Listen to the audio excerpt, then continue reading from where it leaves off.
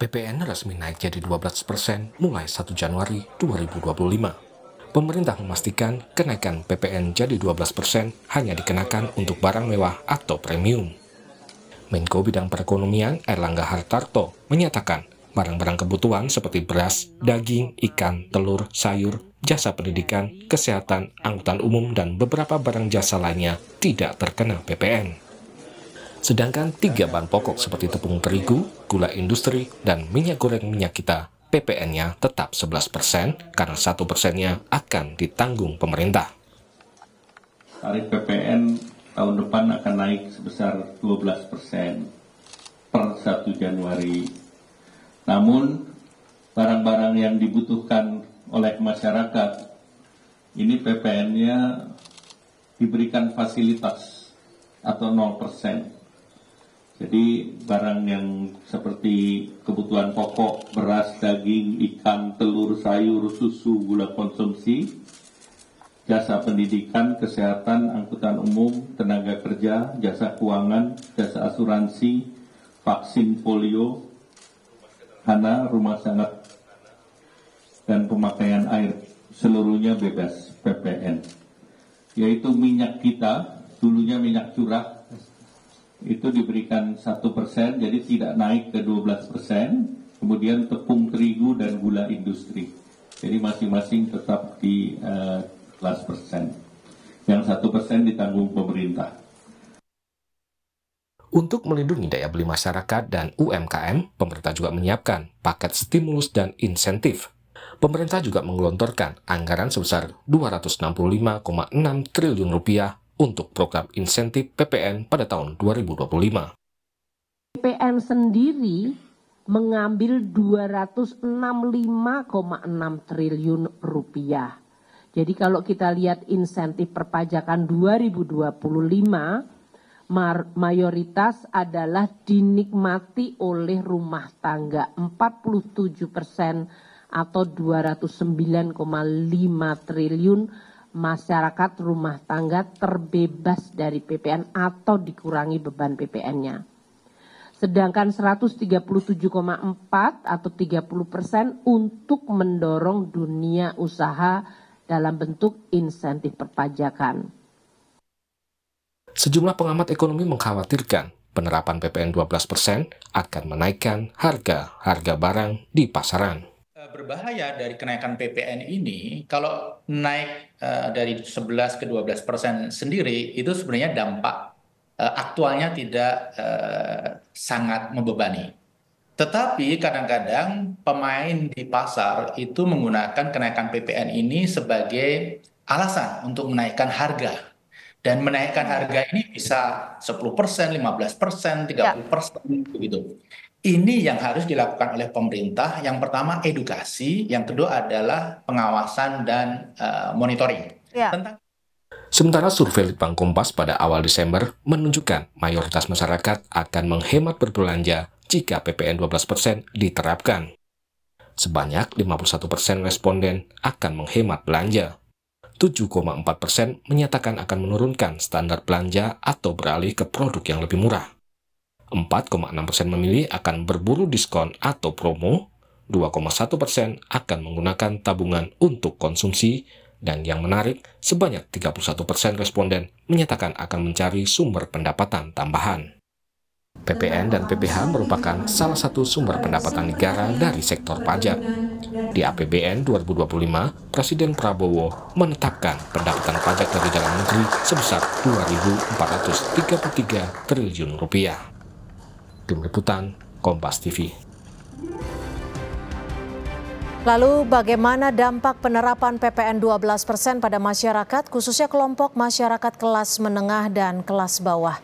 Kita akan ulas bersama peneliti Litbang Kompas Agustina Purwanti dan juga Kepala Ekonom Bank Permata Joshua Pardede. Selamat malam Pak Joshua. Mbak Tina, terima kasih sudah bergabung bersama kami di Sapa Indonesia Malam.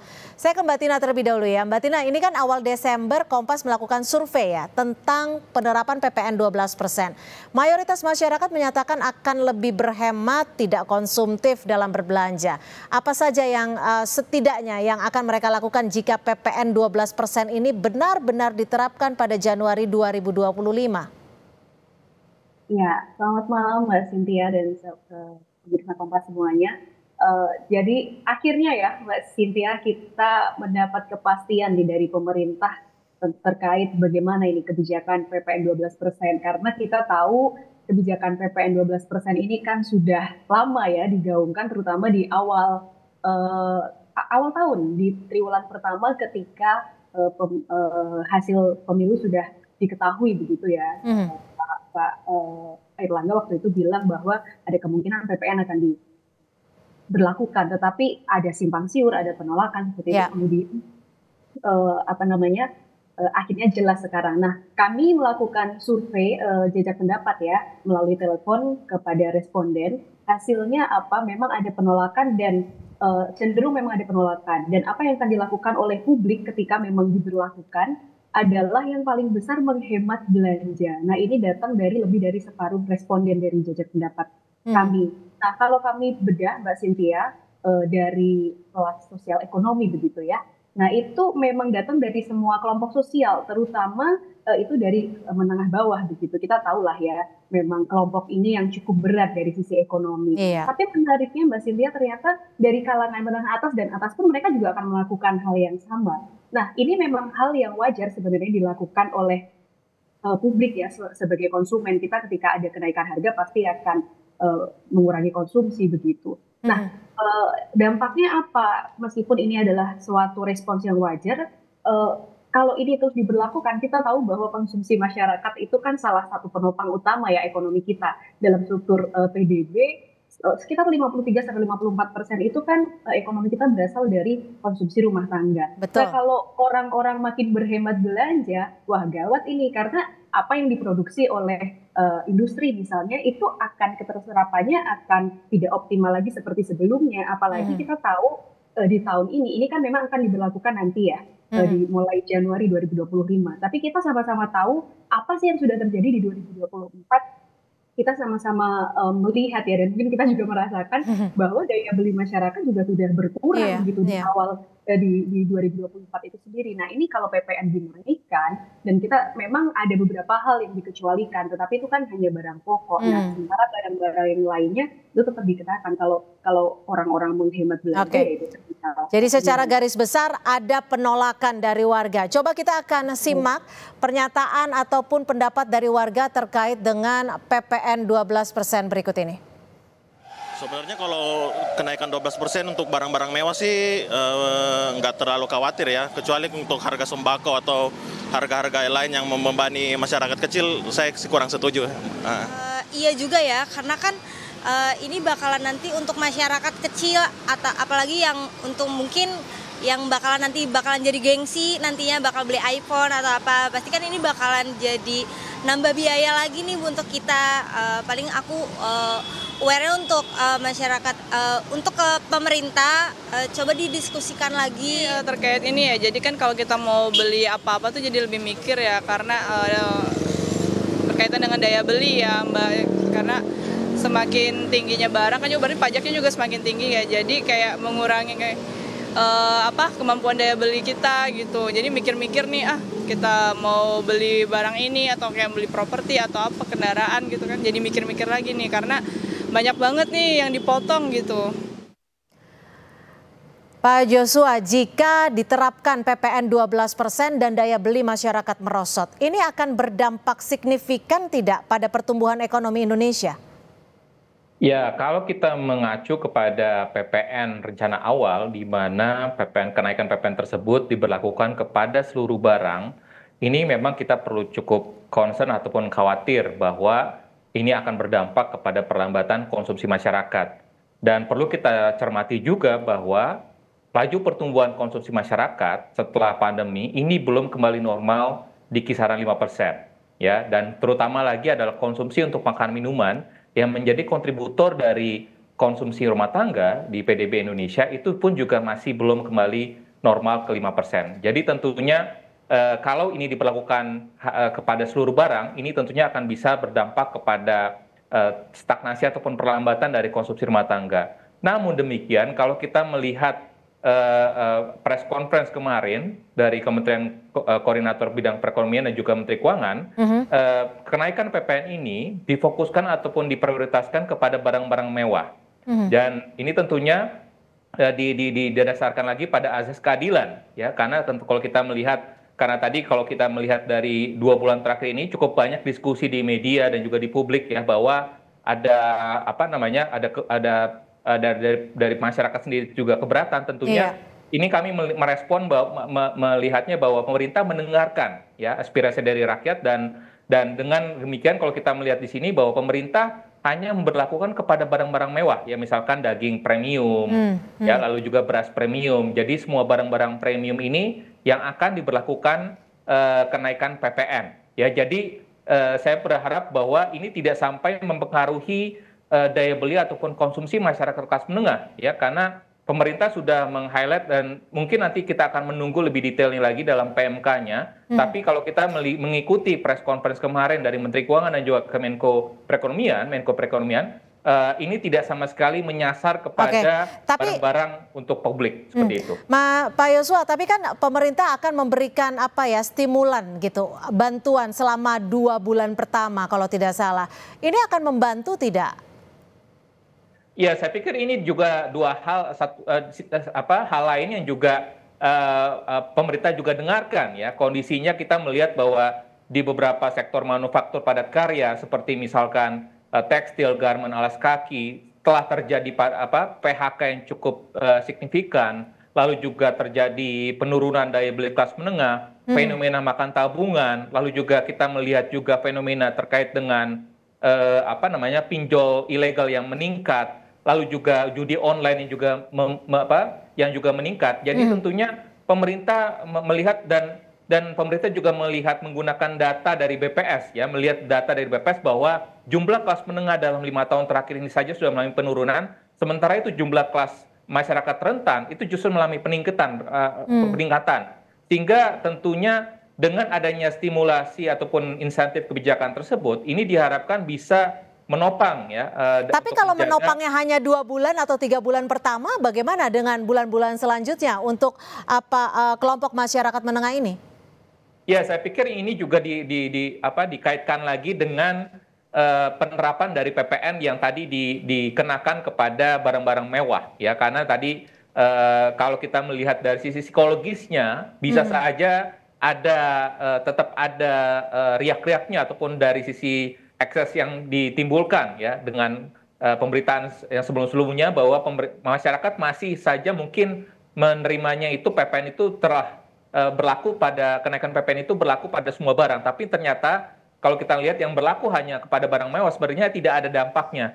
Meskipun memang kalau kita lihat dari sisi insentifnya sendiri masih jangka pendek, tapi tentunya kita melihat lagi bahwa pemerintah memiliki inisiatif, ya, di tengah kondisi kita belum tahu, ya, bagaimana keuangan negara tahun depan seperti apa, tapi pemerintah sudah berinisiatif untuk memprioritaskan bantuan ataupun dukungan kepada masyarakat, kepada UMKM, kepada industri padat karya, manufaktur padat karya, sehingga yang permasalahan-permasalahan yang terjadi belakangan ini bisa terselesaikan ataupun bisa perlahan-lahan membaik gitu, ya. Dan yang lebih terpenting lagi adalah yang kita harapkan adalah bagaimana penyerapan tenaga kerja, ya, khususnya agar tadi ada terjadinya peningkatan pendapatan masyarakat. Oke, Mbak Tina, kalau dari Litbang Kompas sendiri mendata tidak ketika harga-harga untuk barang-barang dengan kualitas premium seperti itu akan dikenakan PPN 12%, apakah nanti mutu, daya beli, dan juga kualitas dari masyarakat kelas menengah ini akan menurunkan mutunya?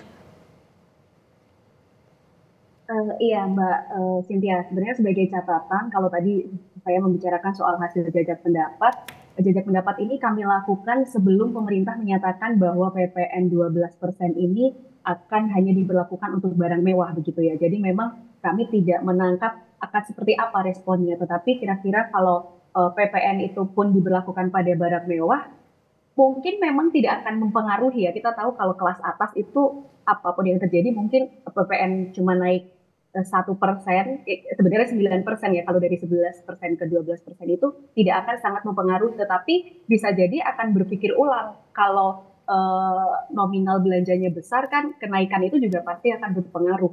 Tetap ada potensi mungkin akan selektif karena dari hasil jejak pendapat kami memang akan lebih selektif ya untuk berbelanja. Mereka akan lebih mengutamakan belanja bahan pokok, kemudian kalau misalnya untuk alat elektronik dan barang-barang lainnya termasuk mungkin tas seperti itu akan lebih selektif lagi begitu, Mbak. Oke, Pak Yosua, jika PPN 12% akan mulai diberlakukan pada Januari 2025, apakah ini betul-betul akan bisa memperbaiki ekonomi di Indonesia? Tapi di sisi lain, ini juga udah banyak gerakan di masyarakat kelas menengah bahwa ayo kita berbondong-bondong menggunakan BPJS ketika sakit, dan juga untuk sekolah internasional yang dikenakan pajak tambahan ini.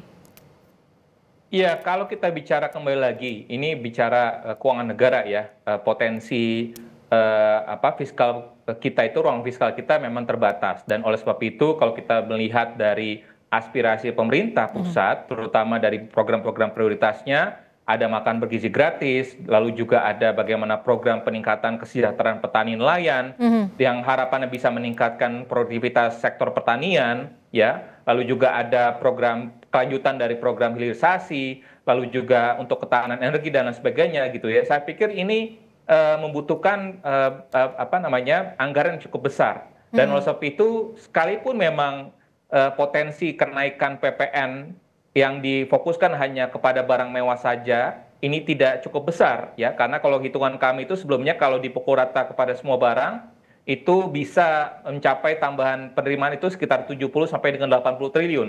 Namun karena hanya difokuskan kepada barang tertentu saja, dalam ini barang-barang mewah, memang ini dampaknya terhadap penerimaan atau tambahan penerimaan relatif lebih kecil. Namun kami tetap melihat bahwa kembali lagi ya, ini sentimen ini ataupun nanti persepsi ini ditangkap positif harapan kami juga oleh konsumen kelas menengah, karena di sisi lainnya yang berkaitan dengan karena yang perlu kita cermati bahwa kelas menengah ini adalah kelompok masyarakat yang belum eligible untuk mendapatkan bansos, dan oleh sebab itu pemerintah juga berupaya memutar otaknya ya dengan melakukan berbagai cara upaya dengan misalkan yang salah satu paket stimulus ekonomi adalah dengan diskon listrik ya, dan saya pikir ini bisa dilanjutkan sebenarnya misalkan dengan kalau kita lihat misalkan bagaimana pengetatan subsidi energi khususnya BBM. Nah, ya, tapi gini Pak Yosua, kalau kita bicara soal bagaimana menekan saat ini masyarakat di kelas menengah ini menekan belanjanya, artinya kan konsumsi keperluan rumah tangga juga akan menurun seperti itu. Ya, makanya oleh sebab itu memang kalau kita melihat dalam jangka pendek ini memang tidak mudah ya, karena tadi kita bicara ada permasalahan struktural ya, informal sektor kita meningkat ya, lalu juga tadi ada terjadi PHK di berbagai sektor industri manufaktur padat karya, sehingga oleh sebab itu bagaimana pemerintah dalam program-program prioritasnya pun juga bisa memasukkan misalkan program pemberdayaan masyarakat ya, program-program padat karya yang sedemikian sehingga tadi yang PHK misalkan di sektor-sektor padat karya manufaktur tersebut ini bisa kembali lagi bekerja, karena kalau tidak bekerja tentunya beban hidupnya akan semakin berat ya. Tapi kalau misalkan dia sudah bekerja, setidaknya ada pendapatan masyarakat, ada pendapatannya, dan akhirnya tidak ada eksesnya karena tadi kepada pinjol ilegal, tidak ada eksesnya lagi kepada makan tabungan, tidak ada eksesnya lagi kepada judi online, sehingga harapannya ini pun juga menjadi salah satu hal yang dipikirkan juga oleh pemerintah, harapan kami seperti itu, dan itu sebenarnya sudah ditangkap juga ya terkait dengan perpanjangan PPh UMKM, lalu juga tadi untuk insentif untuk rumah tangga kelas menengah. Jadi saya pikir semuanya sudah terangkum semua dalam paket stimulus kebijakan untuk kesejahteraan tersebut. Baik, terima kasih Pak Yosua Pardede, Kepala Ekonom Bank Permata, dan juga dari Litbang Kompas Mbak Agustina Purwanti sudah memberikan perspektif di Sapa Indonesia Malam. Selamat malam.